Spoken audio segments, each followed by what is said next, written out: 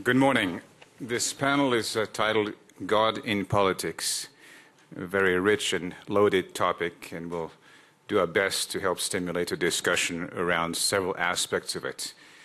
We intend to explore such topics as separation of church and state, whether the intertwining of God in politics is on the rise or on the decline, whether this is altogether a good thing or a bad thing, and how these various issues are lived differently in different parts of the planet. My name is Eric Benamou, and I'm the chairman of several technology companies based in Silicon Valley.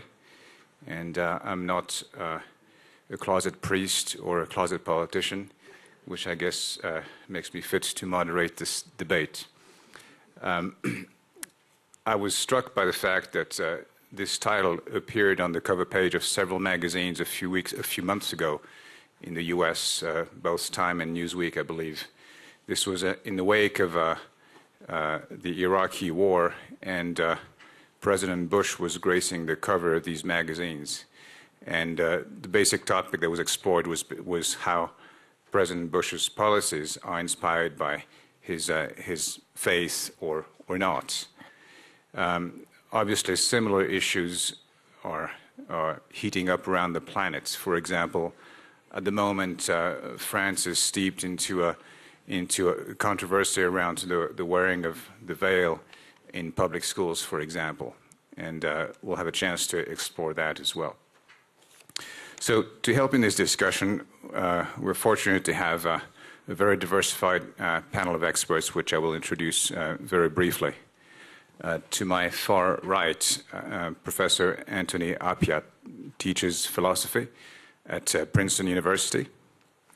To my immediate right is Jim Bittermann, who is a senior correspondent of CNN. He is at the moment stationed in Paris, but he's had assignments in different places around the world, including Vatican affairs at some point. To my immediate left is Bernard Guetta, who is a French journalist and editorialist who has written columns on politics and French society on a variety of different magazines, Le Nouvel Observateur, L'Express, and many others. To his left is Archbishop Diarmuid Martin of Dublin, Ireland, who's also at times represented the Vatican on various United Nations conventions. And to his left is Dr. Bo Strath, who is a professor of contemporary history at the European University Institutes of Italy, based in Fiesole, near Florence, I believe. So as you can tell, we have very diversified perspectives on this topic, and obviously we'll make sure that there's sufficient time for the audience to ask questions towards the end, and I'll give you a signal when that time comes near. So perhaps to get us started, let me start with Professor Bo Strath and ask him to give us more of a historical perspective on how state and church have gotten separated over the last few centuries, particularly within Europe. But if you care to comment about how these same issues are addressed outside of Europe as well, if there are notable differences. Yes, the saying today is that in the Western societies we have an old division separation between religion and politics, church and state, and that is not the case in the Muslim world. I think as a notion, as a concept, the separation is very old in Western societies. You have it already in the Bible, give to the emperor and so on. But I would contest that this notion is the same as a practice, because as a practice we don't see very much of this separation. I would argue that we have an entanglement all the time. If we go back to the year 800, we had two universes. We had the emperor and we had the pope, and they seemingly represented this idea of a separation, but recent research has demonstrated that it is much more complex, because the emperor legitimized his power, his political power, religiously. and the Pope used his religious legitimacy for political purposes. So what you had were two competing power centers, I would say almost like in the Cold War, competing about power and about values. And these power centers were challenged very much, the Pope and the Catholic universe from Christian reform movements all the time, the emperor from territorial princes and kings. But one thing, and these challenges changed a lot, but one thing it didn't change, and that was the entanglement between religion and politics, which I would say remained. Also, after the French Revolution, when you saw the clear confrontation between religion and politics in France and Italy, and I would say also in Spain, although in a different way through a very strong anti-clerical movement, it was not as easy as a separation because it also provoked very strong Catholic and Christian democratic movements later on, which tried to re-establish the connection between religion and politics.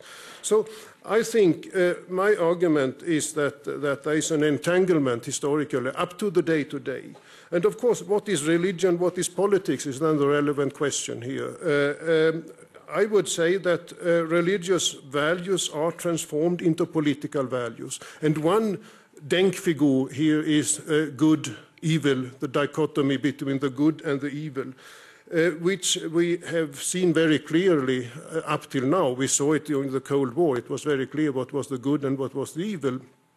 And we, I think, experience now a time, a kind of value turbulence, a value vacuum of refiguration, reorientation of these concepts, good and evil, and translating them into politics. And nothing demonstrates this ambiguity and openness in this process better than the fact that the three political leaders who argue openly in a kind of Christian reference, I mean President Bush, Aznar and Blair, they argued for a war on Iraq, and the Pope himself used the religious arguments for a quite opposing conclusion. And I think this really demonstrates how complex the situation is for the moment.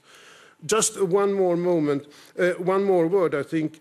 The question whether religious values are increasingly driven by politics is one which has been addressed recently.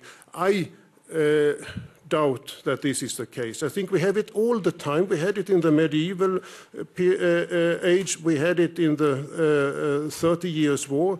We have it, I think, the idea of the selected people, which is very strong in the United States, the promised land, the selected people, and also in Israel, but you have it in France, a certain mission, Kipling's The British Empire, White Man's Burden and the Mission. So I think this is not a very recent concept. We have a long history of entanglement and of religious values triggering, provoking politics.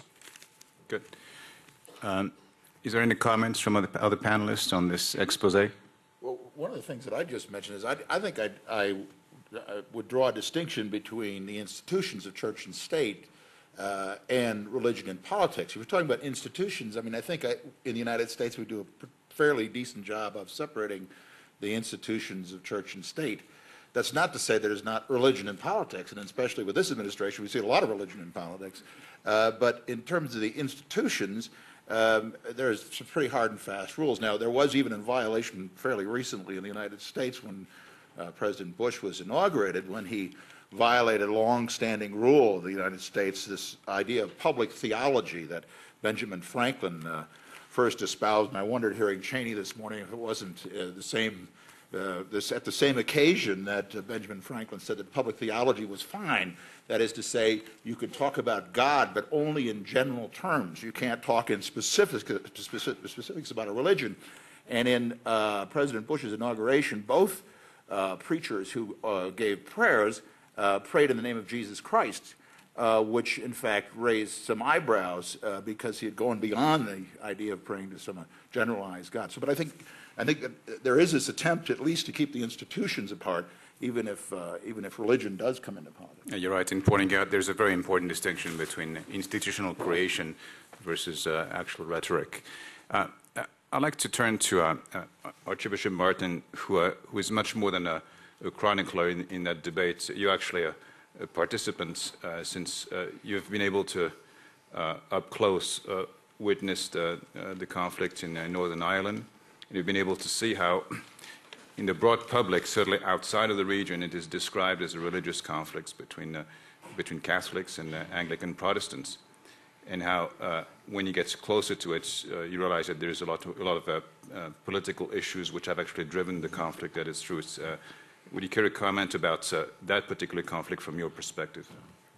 The one thing is it's not between Catholics and Anglicans, because for many years, for example, the four major religious leaders in Northern Ireland, the head of the Roman Catholic Church, the Anglican Church, the Presbyterian Church and the Methodist Church, went once a week on a common walk around the streets of Northern Ireland to show the people that the mainstream religious groups were united against the violence.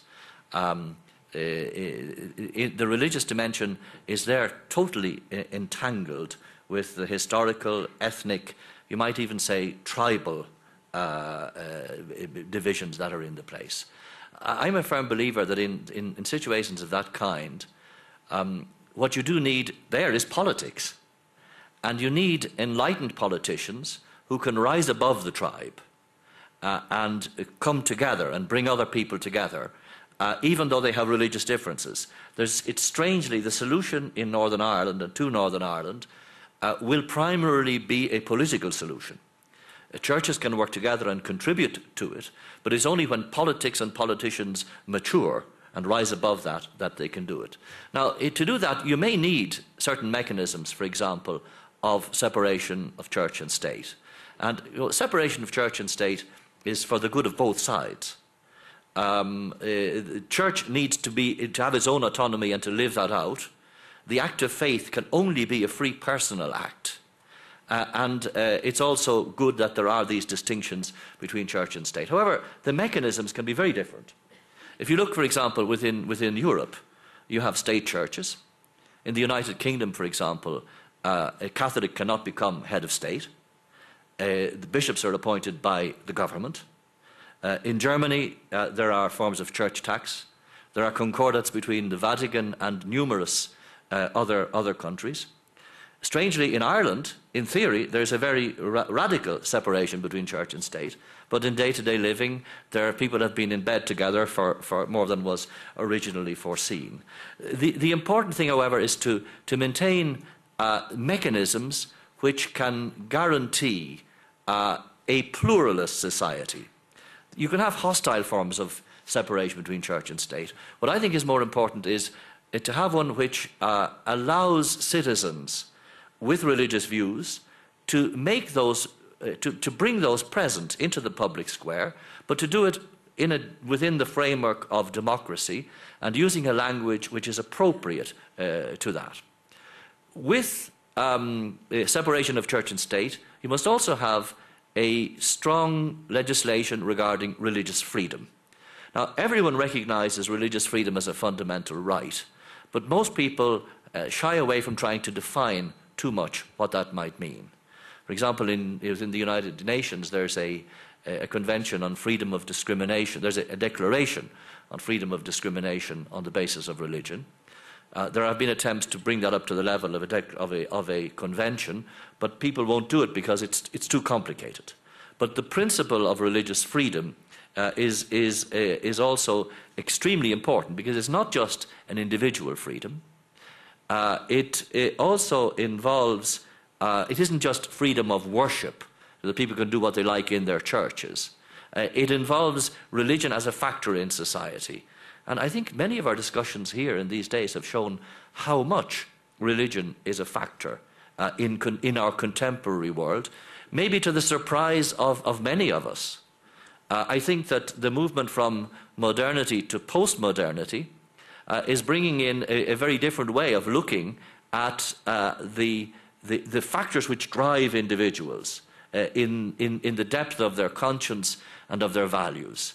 And I think religious believers want to be able to bring something which springs from their experience, which can be applied in modern pluralist democratic societies. For example, the concept of humanity being created as one single family is an extremely important thing, which you'll find in almost all of the religious traditions, because it's something that's primordial, it's deep in humanity. And I think if we can bring greater expressions, and expressions of this which are not just legal and juridical, but come from the heart, we might be able to create greater harmony in the world. Or the idea of the integrity of creation, that God created the human family to live in this earthly home, and we have to live within that earthly home in a framework of values and principles. Or that God created, for example, the good things of the earth to be shared for all. There's a principle in Catholic social teaching about the social mortgage on all private property, which is a fascinating concept, especially if we began to apply it today to intellectual property. That fundamentally the good things of the earth, the products of genius, are given not just for individuals or for profit or gain, but for all of humanity. These are ways in which we can have a new type of engagement in a democratic society using concepts which come from religious background. And I think this could be a positive contribution, and a notion of religious freedom should respect that. Is it your impression, Archbishop Martin, that interfaith dialogue is on the rise, and that when conflicts arise, it's when religion is actually used as a pretext for dividing people and fueling conflicts? Religion can be a factor which can divide, and which can be very ably used to divide people, or it can be a factor which promotes unity. There's absolutely, in my mind, no doubt that you will not have peace across the world without looking at peace between religious traditions. And again here, the separation between church and state presents both a challenge and a difficulty, that many politicians would like to do that themselves and have a quick fix for a dialogue between religions, and become impatient with the slowness of the pace. On the other hand, it's a real responsibility for religious leaders to take up this challenge. I worked in the Vatican for 30 years, and I would say the saddest experience I had in all that time was a visit which was made by a US ambassador, Richard Shifter, who had done a lot for religious tolerance, before the conflict in Yugoslavia broke out. And he said, look, as I see it, a bloodbath is coming. The only way this could be stopped, as I see it today, would be if the religious leaders, Catholic, Orthodox and Muslim, came together and made an appeal and became involved in that. And unfortunately, it didn't happen. You can see that when religious leaders work together and rise above the tribal dimensions of their religion, they can be a very potent factor for peace and harmony. When they're not able to do that, it's very sad. I wonder if we could explore a different aspect of this, and let me turn to Professor Appiah for this. We've talked about the entanglement of religion and politics amongst political leaders, but let's talk about this more at the level of individuals. You teach at a university which is renowned for its scientific tradition, and you teach philosophy. And so presumably scientifically oriented students go through your classes and they learn about philosophical concepts, and their personal religious beliefs are confronted with these concepts. I wonder if you could share your experience as a professor dealing with the students on a daily basis, how they approach these difficult topics. It's probably easiest to explain how I come to these things by saying, as you can tell from the way that I speak, that I wasn't raised in the United States. And so when I first started teaching in the United States, I had a great difficulty in talking about, as a philosopher, about religious matters, was because I found myself upsetting and offending people in ways that I didn't understand, because I came from from traditions in Ghana, where I grew up, and in Britain, where I was educated at university, where certain kinds of argument were possible, which seemed not to be possible or so easy in the United States. And I think part of what's happened in the United States historically, it is a self-consciously plural society. It's a society that understands itself as having people of many religious traditions trying to live together and share a society and a government. And one of the elements of the response to that has been, to some extent, I think, for ordinary people not to engage very much with each other across religious difference.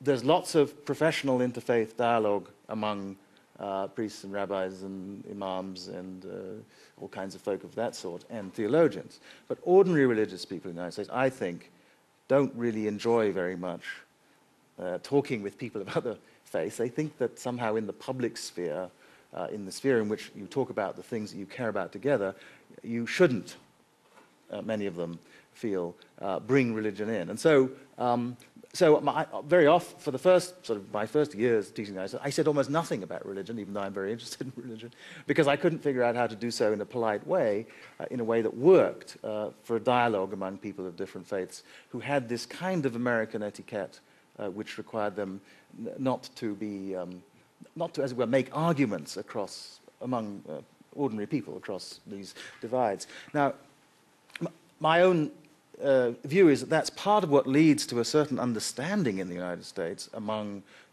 self-described liberals of a certain kind of neutrality in the state, which they see as requiring people to minimize the extent to which they make religious arguments in public life. And that's something that explains why some people are offended by the fact that, for example, when President Bush wants to talk about American values, as he did the other day in explaining some reforms in American immigration practice, he said that one American value was equality under God.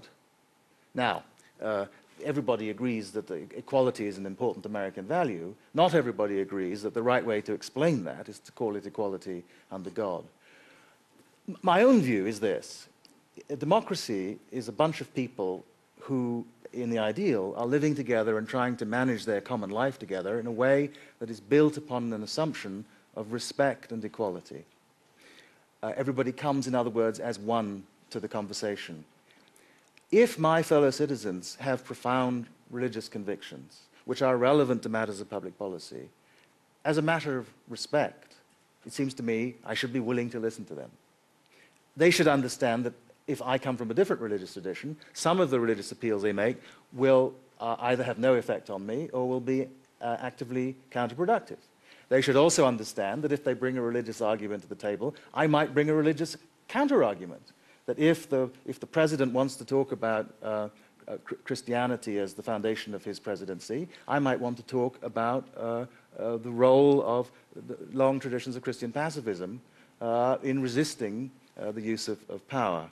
So I think there's plenty of reason for people to, in their political lives, to talk from and appeal to, as the Archbishop said, appeal to the values that most deeply motivate them. And in a democracy, we want to know about each other in those ways. We want to know what other people care about. But we must understand that if this is a dialogue of equals, your appeal to your religious views is not a trump.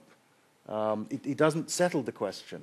You can't come to me and say, because my tradition says that this is so, we must do such and such, especially if the tradition of the person you're talking to doesn't. You have to be willing to live together for give and take. I would like just to say something about the relations among a number of different concepts. I mean, what philosophers do is make a fuss about distinctions, which all of which I think has been mentioned already. I mean, establishment of religion, free exercise of religion, the entanglement of the state with religion, what in France is called laïcité, the idea that you don't bring religious identities into the public sphere. These are all different things. They are not the same thing. You can have, in my view, an established church, as you do have in Norway and in Sweden and in England, with a great deal of religious freedom for non-members of the dominant state religion. You can have, as has been mentioned in Germany, you don't have established church in Germany, but you have a massive entanglement of the state with religion because the state collects taxes and pays it out to people of different religions and gets involved. In the United States, that would be regarded as a terrible entanglement of church and state. You can have this ideal of laïcité, which I don't have, the idea that you don't bring religious identities into the public sphere. As I said, I hold the opposite view. I think that if my fellow citizens care about their religious identities and are motivated by them, I want them to be there in the public sphere. But these are all different things. And my own view is that the right standard is this one. It's a standard of equality and of mutual respect. And the standard is that in the public sphere, we don't do things to people of other religions that, as it were, we wouldn't do to people of our own faith. So just to anticipate perhaps what will be said about the French case, if it's of central importance to a Muslim person to express her belief in the importance of modesty for women by wearing a scarf, then I ask myself, as a non-Muslim and as someone who doesn't particularly care about modesty, I ask myself, how would I want to be treated if I did care about those things in the public sphere? And my answer is, I would want to be allowed to wear my scarf. And so, despite the fact that I don't care about it at all myself, I don't care about scarves, I don't much care about modesty. That's how I would understand. And I think and you asked me to speak about this as an individual matter. I think as an individual, that's how I come to it. I enter the public sphere with my own convictions, and I ask when I ask somebody else to participate in the sphere, I ask, what is it? How would I like to be treated? And that of course, is an idea that itself has resonance with many. I haven't appealed to any religious ideas in defending this, but of course, many religious traditions have that notion. Ask yourself, how would I like to be treated, at the center of their understanding. And so I think the understanding that I've just suggested is compatible with almost all the religious traditions of which I have a serious understanding. Good. Well, you've broached this subject, and we should get to it, since we have the benefit of having two people that have some expertise on this subject, that coming to it from a different perspective.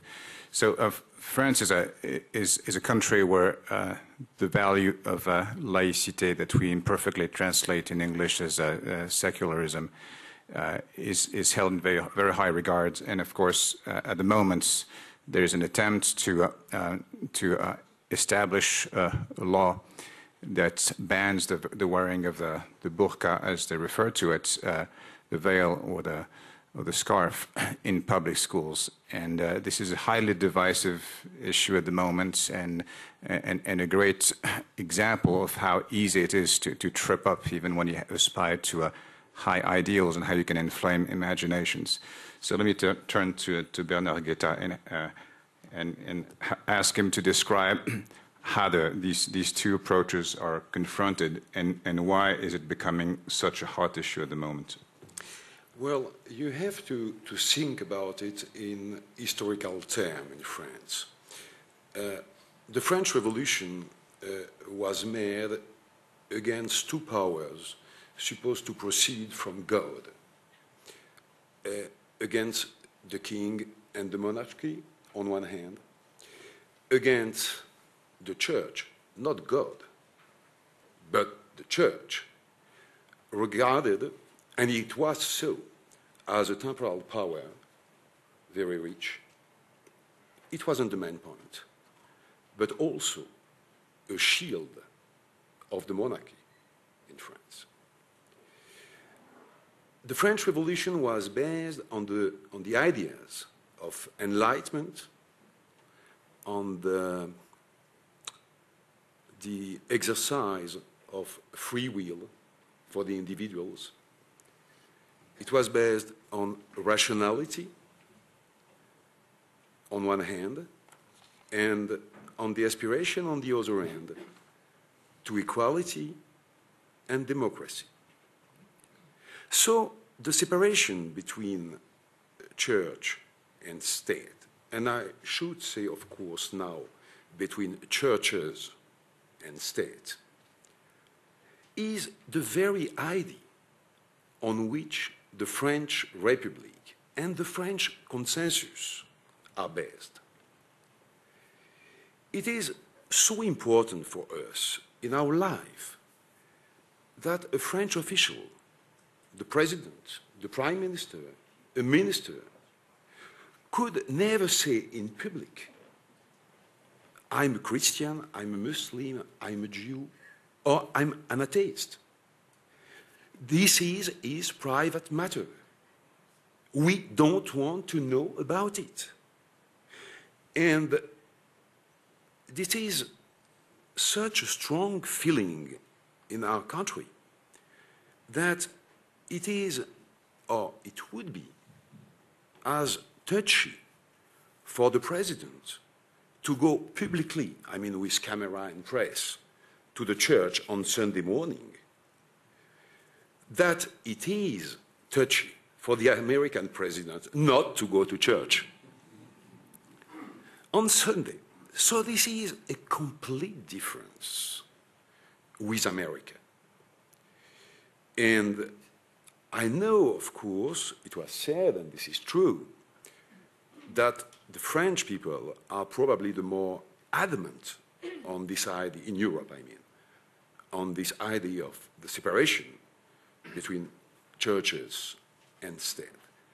Now, to address the problem of the veil and this law,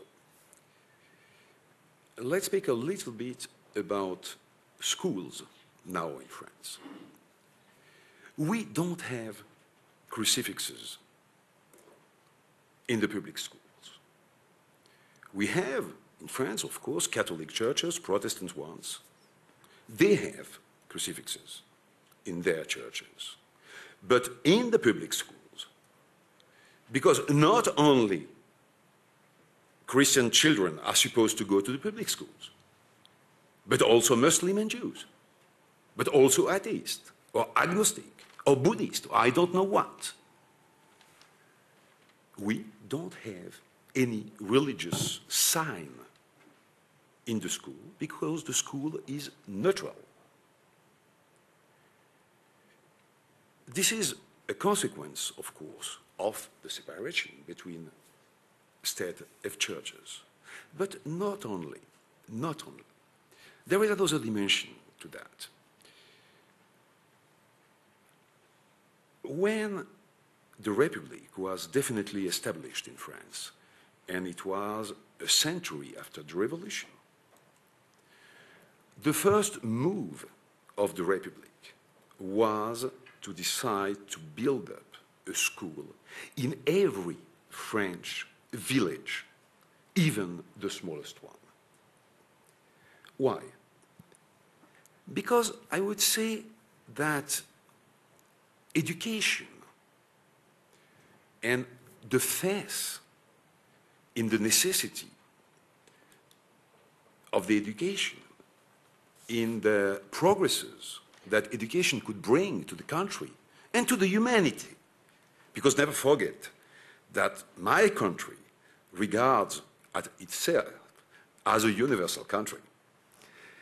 And rightly or wrongly, this is another question, but this is a fact. And so the school was seen at that time, of course, as a kind of a Republic's temple, maybe a Republic's church. It was the very embodiment of the ideas of the Enlightenment. And the school teacher was in France a kind of myth. He was, we say in French, le hussard de la République. I could translate it by maybe the Republic soldier. Do you have a better traduction? No, I don't know. fine. Well, okay, you understand. You understand. It didn't mean that he was fighting against the priest in the village, because there was the priest also, of course, sure.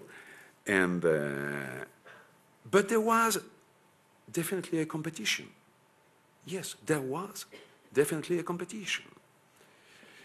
And so the school is really extremely important in the French political ideas, culture.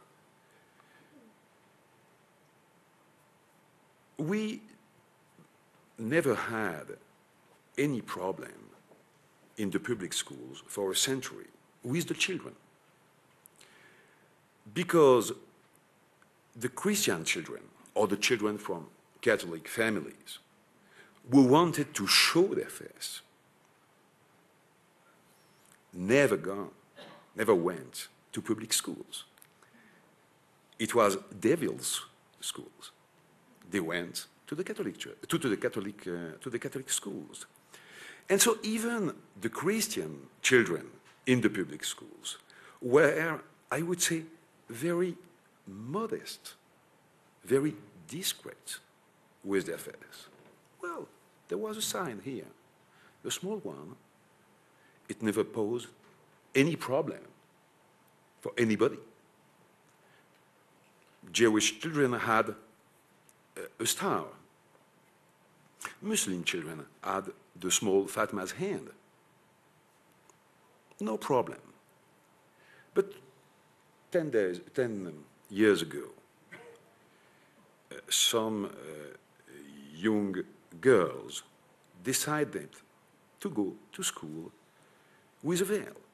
Not a small one, but a very assertive one. Maybe in some cases, not all of them, a very aggressive one. It was the beginning of a big political problem in France, a big polemic.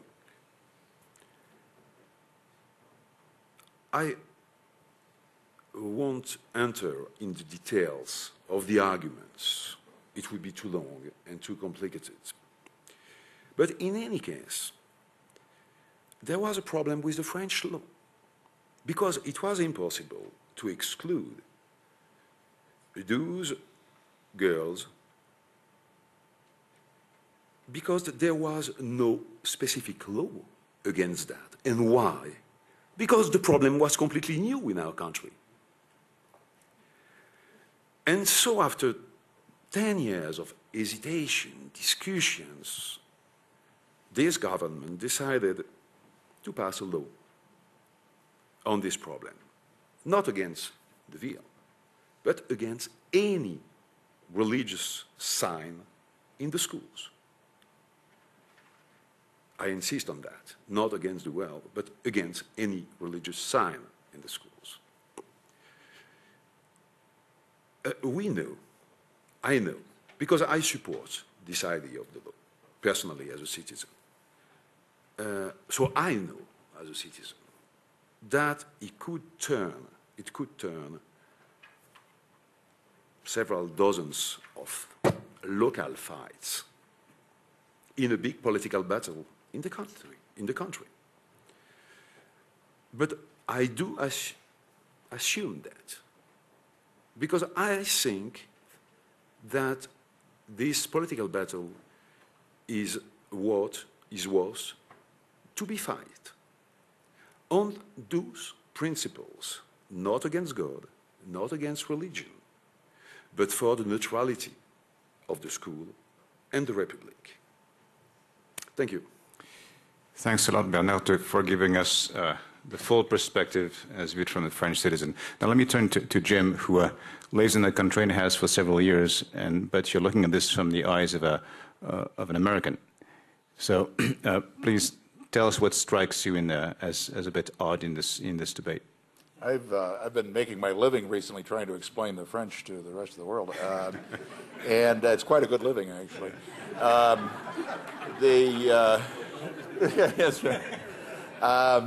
I think I understand it, but I see it in slightly different terms. And one of the things that I've had to do is to try to reduce this argument to a nice, neat minute 45 television story, as opposed to a lesson in French history. So it has led me to a couple of things that I should point out. And Bernard, please correct me if I'm wrong on this. But after this decade of question mark about what to do in the schools about veils, the president took it on himself to establish a presidential commission.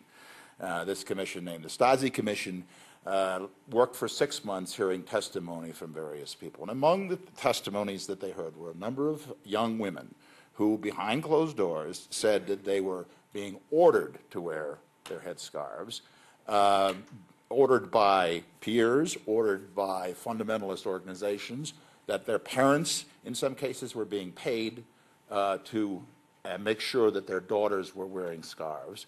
And that, I think, tipped the balance for a lot of people with the idea that something had to be done.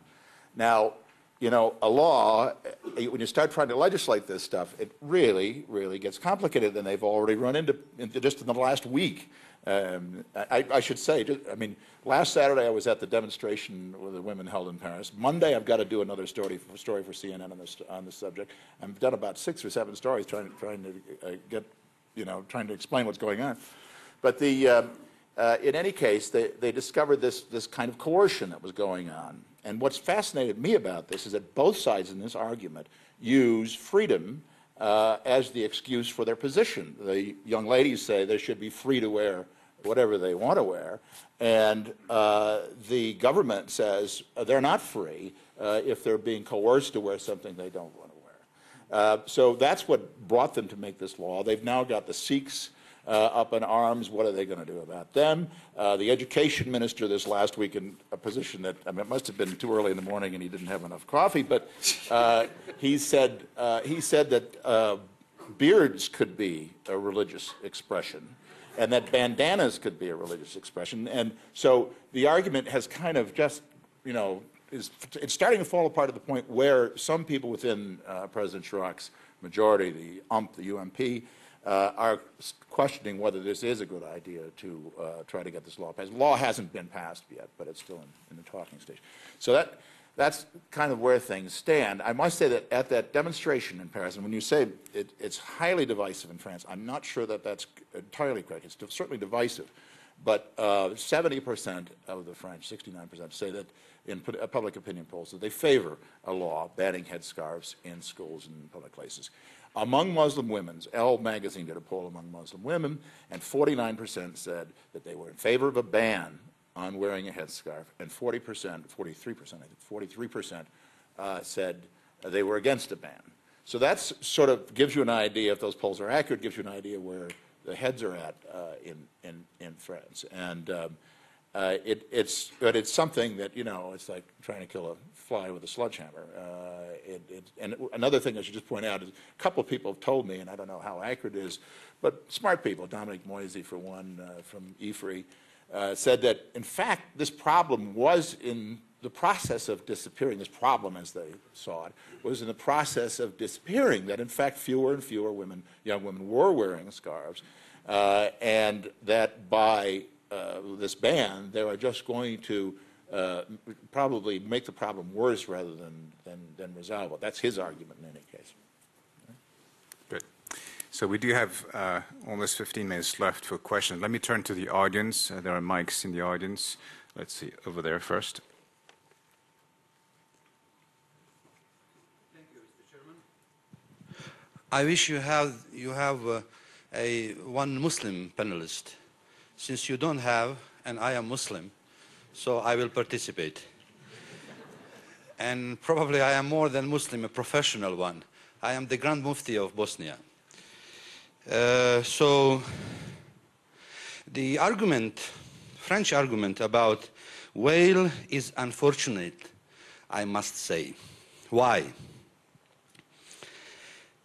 Those who followed what happened in Bosnia, and especially in '92 in a small town, Bijeljina, where archons, I don't know whether you know, went to Bijeljina, and the Bosnian Muslims didn't have scars. They were integrated, more than integration. You could not recognize whether they are Muslims or not. Tito did what he did. We had all schools without any religious signs. But you know what Arkan did? He asked Muslim to take off his clothes so that he sees whether he is circumcised or not. You see?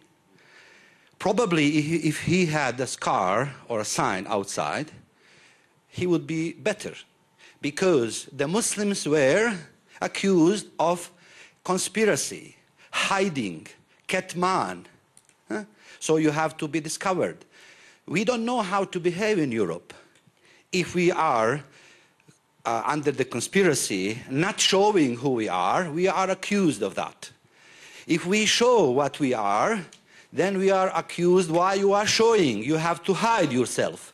So Europe have to decide. You remember that the law in Germany, the Jews had to wear the scars, marks, to be marked that they are Jews. Why you are changing now? Muslims want to be known that they are Muslims. By the way, I have a suggestion for Mr. Chirac. I mean, instead of saying, we are going to make the best veils in the world, like Coco Chanel, and all Muslim women would go to a free shop and buy this, and there would be no dispute about the veil. Now you make a very big problem, not only for your country, but for all of us, and especially in the Muslim country. Now, all those people who are enlightened, even though if they are Muslims, and I don't see the difference if you wear the scar that you should not be enlightened. I don't think that this is the case. So I saw many people who don't wear anything, but not enlightened very much. So we should not judge people according to their dressings. And the state has no business to tell me what I am going to wear. So my advice, please, why don't you make a production, a fabric of good veils for Muslim women, and you will be very loved all across the Muslim country and in Europe and in America as well. Thank you. So I think this statement and suggestion is directed at you, Bernard Guetta, so I'll let you respond to that. Right now, reaction? Well, you just made a very interesting point by speaking about what the Nazis made with the Jews. They were marked before being killed. I would say I would have just the opposite conclusion. We don't have good memories of any kind of mark. We don't like it. Really, we don't like it. And all of us, we shouldn't like it. A French citizen and a human being, a citizen of the world, is a human being, is a citizen of France, European Union, America, any country of Africa, and so on and so on. But now, to come back to the other point you made. There are public schools in France, and there are religious schools. If you feel the need, which I respect, to wear any mark of your face, the veil for the Muslim, the kippah for the Jews, the big cross for the Christian, and so on, you are perfectly free to go to religious schools. But why divide the public schools? Why divide them between different religions? I wouldn't like it. And if I was living in Italy, for example, I would be very uncomfortable with the idea of sending my children to public schools with crucifixes. I wouldn't like it at all. Thank you. To a different question. I don't want to bog down the debate just on the controversy of the moment. This gentleman over there.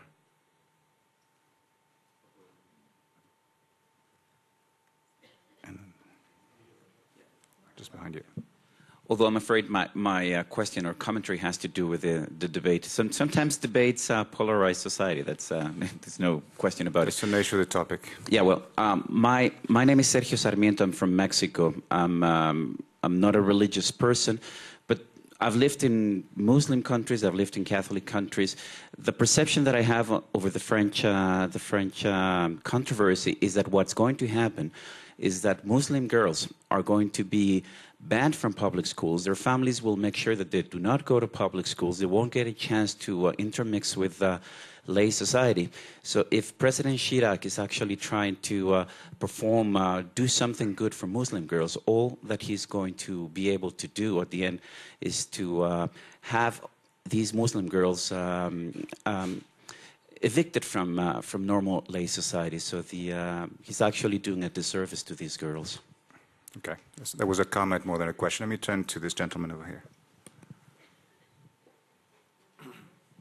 My name is Welton Gaddy. I'm president of the Interfaith Alliance in the United States. God talk as a part of political rhetoric is pervasive in the United States at this point. Almost to the point in the last election, presidential election, we didn't know whether we were voting for Holy Man of the Year or President of the United States. Republicans and Democratic consultants alike tell us that in this year's election, presidential election, religious issues and tradition-specific references to God will be more abundant than in any other election previously. What sentiments or counsel does that observation evoke from this panel? Are you directing a question at any particular member? Or? To anybody. Okay. Who would like to comment on this? Yes, Archbishop. I just say, as my first comment is that Vice President Cheney, when he was confronted with the phrase from Benjamin Franklin, he attempted to deny that the United States was an empire in a particular sense. But he didn't attempt to deny that God had looked on benignly as the United States had developed. The other comment is that the US president who used the term God most often was Ronald Reagan, who didn't go to church, which is again an interesting way in which at times the term God can be used in politics for political motives. I mean, in Ireland, which is a strongly Catholic country, I don't think any politician would use the term God to bless his party. I think it would be very, very unusual. So I think it is at times inappropriate that people should be using God for agendas which we have no guarantee that God would particularly like them. And I could say this, in the United States, Democrats and Republicans both use God quite liberally when it's geographically or politically useful. One of the points, however, that I think hasn't been brought out in this debate, and that is the way we look at religious minorities in particular societies. The care of minorities, examining the rights of minorities, is a very important part of the modern development in human rights. It's also politically an extremely important factor that we have to look at. Many of the tensions that have emerged in societies emerge because of the presence of minorities of a religious, of a cultural, of an ethnic nature. The phenomenon of ethnic cleansing, which is a phenomenon, one of the major phenomena of hate, was an attempt actually to create ethnically pure, ideologically pure, or religiously pure states. I think we have to be very, very careful looking at the future of democracy to see how we cope with the problems of minority, and especially peoples of minority which may go even radically against the dominant ideology or religion of a country. I think this is a problem for example, in some Catholic countries that we haven't maybe examined adequately. It's a problem in countries of a strongly secular understanding of their. I have one very, very strange memory of talking about protest movements and people using religious symbols as protests. That was to go early one Sunday morning in St. Peter's Square in Rome. I met these two British punks who had arrived with orange hair and so on. And Italian parents were grabbing their children and saying, keep away from these people. Who are they? And all of a sudden, these two young men stopped and they said, oh, look. And what did I see coming in? There were two young conservative Catholic seminarians wearing Roman priestly hats and capes down to their knees and cassocks. And both of these groups seemed to one another, seemed to say, look, well, here's another protest group. And in schools today, we have to be able to cope also with the protest, which goes too far, without throwing out everything else. But I do think the idea of how we deal with religious minorities is a real challenge for the future. Okay. Just to go back to the question from the gentleman from the Interfaith Council. I mean, two things that strike me. One, I'm just maybe over-interpreting here, just maybe me, but I've noticed that, especially in the State of the Union address the other night, President Bush used the phrase, may God continue to bless America. Now, if you say, God bless America, it's just a prayer. If you say, may God continue, it seems to me you are implying that somehow, God has blessed the $1 trillion deficit and, all the rest. I'm not so sure. But anyway, the other thing is that we've had, religion and politics. I mean, there have been these episodes, there's been occasions, and Al Smith comes to mind. When John Kennedy ran, I come from the Protestant Midwest, and I can remember, was the Vatican going to run the White House? And, was he going to change the in God we trust as a model to in the Pope we hope? None of that happened. And, I think there are these periods, though, when people see a political advantage in bringing God into the picture and bringing religion into the picture, and we've seen it in Bosnia. We see it in Northern Ireland, where, religion, it really isn't about religion, it's about politics, it's about political power. Milosevic knew he could consolidate his political power if he could scare people enough about the Muslim threat. And he did it for several years, One thing about this, the way God figures in these American arguments is not usually as the basis of an argument about a policy matter. It's not usually the case that the way people bring God in, even President Bush, is to say, there's a Democratic position here, or as they say, a Democrat position here and a Republican position here, and God's definitely on the Republican side, because I think that would be regarded as objectionable by most Americans. If he claims, it's okay to claim God's on the side of America, but it's not okay to claim that God is on the side of the Republicans. And I think that when foreigners, I'm an American citizen, I don't sound like it, but when foreigners hear this, they should attend very closely to the context in which these claims are made. And I mean, I don't find it very attractive myself.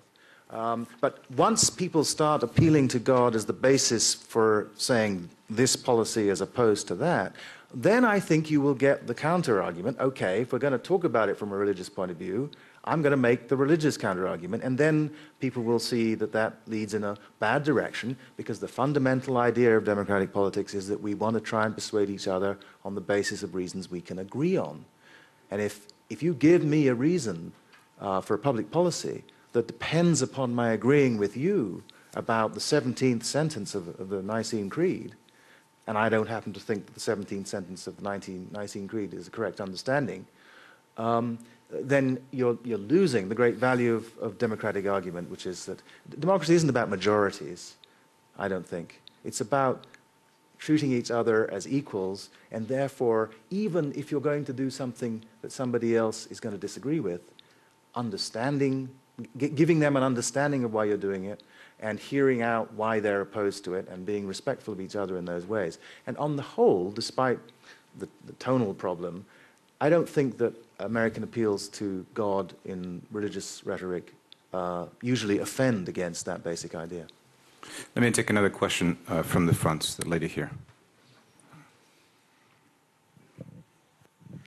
Thank you. I appreciate that now I can add a female voice to the debate, especially on something which pertains to women.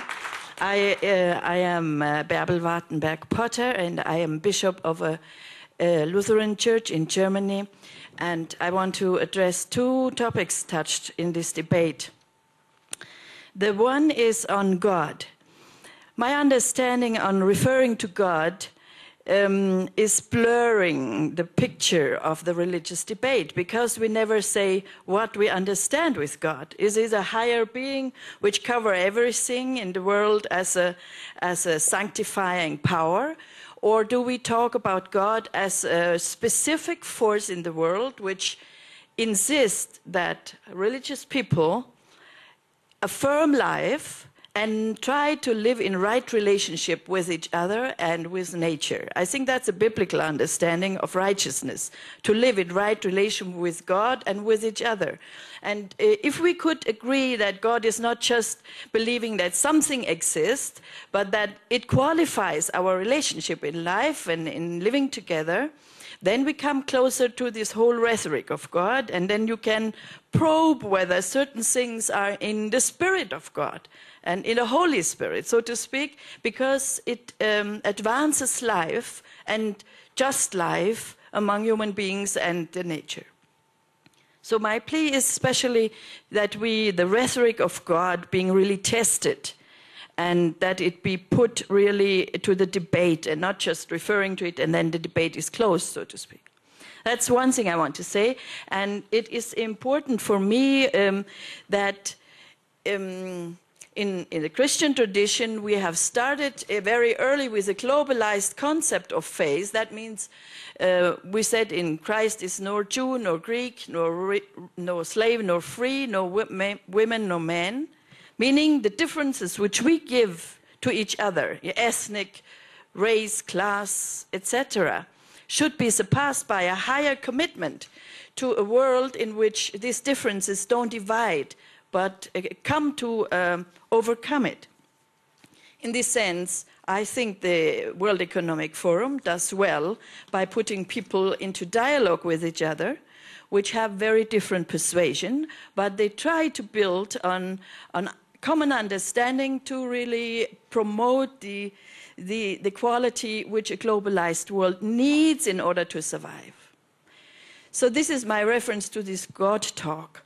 But the other I wanted to say is about scarves. I just said to my brother, my Muslim brother from Bosnia, I'm wearing a scarf.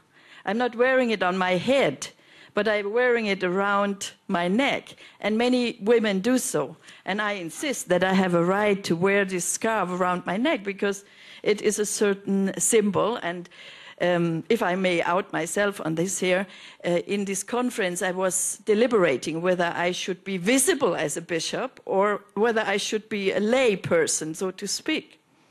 And maybe you may understand it's not easy to answer, because normally at home I don't show so clearly that I'm bishop. I do it when I am in function, in a religious function.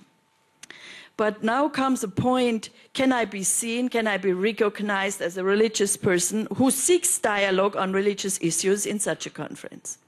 And I want to say, in the debate in France, I have been dissociating myself from other religious leaders by confirming that Muslim women should have the right to make a choice about how they want to appear in public. I don't say they should wear a scarf, because I have also some doubts whether it's really such a progressive sign. But they should have a right to make a choice. And it's an understanding of a holistic human being. I don't put half of my identity away when I go to school. I am a holistic person with religious convictions, and I understand religious freedom as being able to express that. Other people, I think of my friend in South Africa, a lot of South African women and men wear all the time a cap. If I were to come and say, please don't wear this cap because it shows you as a South African, then what would that mean? So I want to say, to express a holistic personality, the dressing is part of it. Of course, we live in this situation that... Are you driving to a question? Yes, my question is, it's not more a question, it's a comment on the French debate. And I want to say it is important that we understand this dressing as not a separate aggressive issue, but as expressing a holistic understanding of religious faith. So I don't want you to ask a question, but I wanted to have said it. Thank you. Thank you. Bernard Guetta, would you like to comment? Just a very short comment on that. Every woman is perfectly free, Muslim or not, to wear a scarf in France.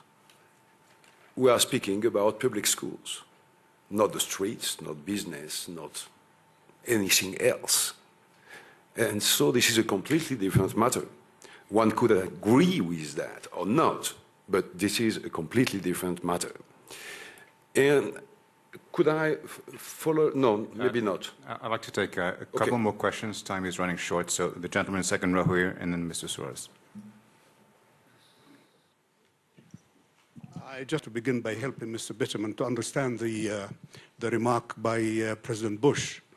President Bush knows that God has blessed America since the last election, and he wanted to continue for another 4 years. Now, I think what I like is that to say that all political leaders in Europe and journalists as well should have a course with Professor Strauss.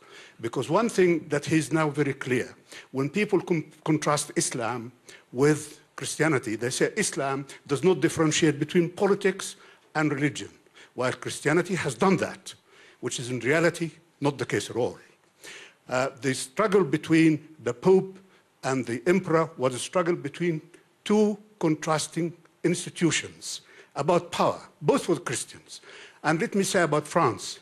France put the education in its colonial territories under the church. How much secular was that? You probably don't know it, but I'll tell you. When the question of the hijab or the scarf came about, I asked to see Mr. Pasqua, who was then the Interior Minister. I was not able to see him. I saw his deputy. And he argued about the law of 1905, which is the law that... I said that the law was directed against the clergy. That is important, against the clergy, not against Christianity. We don't have a clergy. So the attack turned not against our clergy, because we don't have any, against our religion.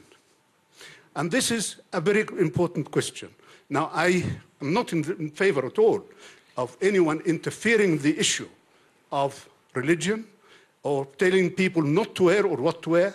And this, in fact, will retard our community. My community in Europe will be retarded because of that. Because what happened? The women were free. The women were resisting the pressure on them. Yes, there were pressure on some of the girls. But now the girls will say, in defiance of this attitude, we'll continue to wear it. I would like you to take this message to France. And well, I hope that all journalists would write in this vein. So this sounded more like a statement than the question to me. So let me turn. This is the last question. I'm afraid time is running out. Well, I was wondering if this whole discussion isn't a sign that the West is in a post-confessional moment in the first place, because this whole conversation is freighted with the obsession with symbols rather than with content. When George Bush mentions God in the State of the Union address, it's comforting in a way to many millions of Americans, but if he discussed his own belief about what happens at communion, whether bread and wine becomes the body and blood of Jesus or not, that would make them very uncomfortable. There's a sort of bland consensus civil religion in America, and George Bush, like many other politicians, very much a part of that. Mr. Guetta was talking about, I love this phrase, aggressive veils, and we talk about the desire of girls to go to public schools wearing them, but not at all about why they wear them, what they think they're doing when they wear them, and the fact that the public schools have a totally secular curriculum in France. Again, symbol trumps content.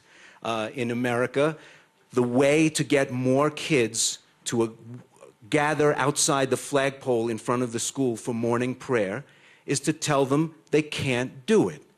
It has nothing to do with their own desire to pray, their own confessional status, whether their parents are Lutherans or Methodists or Episcopalians.